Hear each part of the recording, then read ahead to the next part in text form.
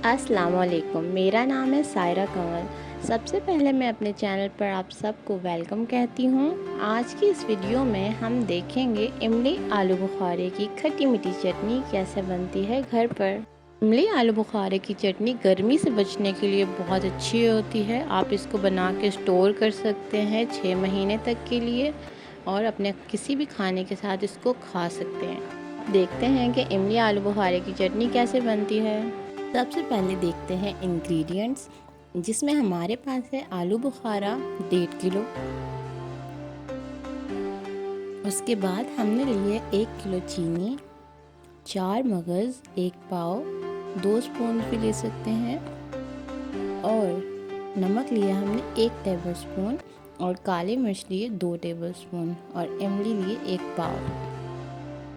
और हमने लेना है नींबू का रस। आप घर के नींबू भी ले सकते हैं या सिरके का इस्तेमाल भी कर सकते हैं, 3 चम्मच।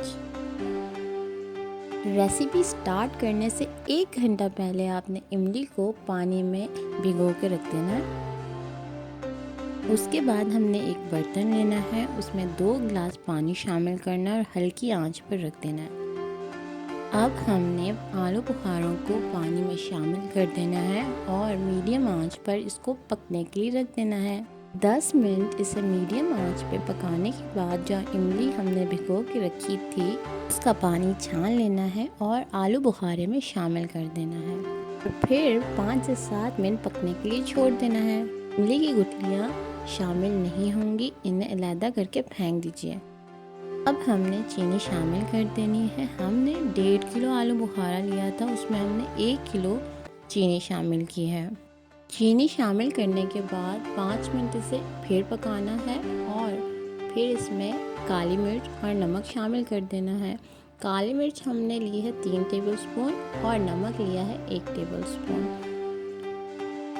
अगर आप ये रेसिपी बिल्कुल इसी तरह से फॉलो करेंगे तो ये खट्टी मीठी चटनी बहुत ही मज़ेदार बनेगी। नमक और काली मिर्च शामिल करने के बाद 5 मिनट इसे पकने के लिए रख दें।